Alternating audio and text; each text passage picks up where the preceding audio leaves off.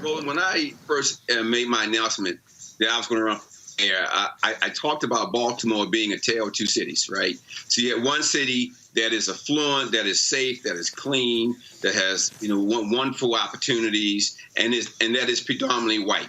You have the other city that is struggling in poverty and crime and violence, neighborhoods that are deteriorating, school system that does not work, predominantly African American.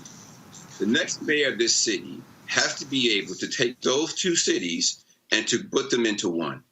And so my job as the next mayor of Baltimore City, is to do just that.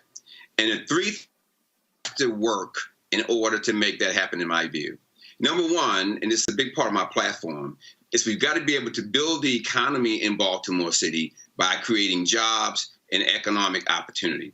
One of the things you'll find in Baltimore City historically is that the African American community has not been able to participate in the prosperity and the growth of this city.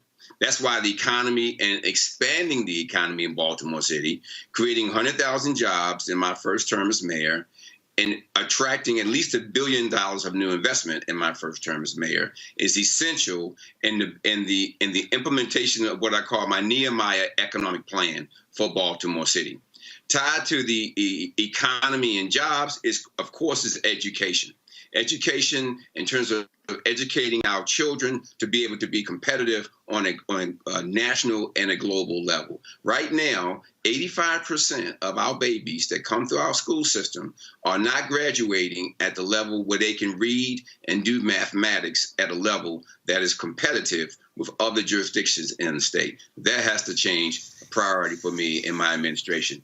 And then the third area, which is just as important, but they're all connected, is the crime and violence, right? So we know that that crime and violence is a symptom to a deeper root problem.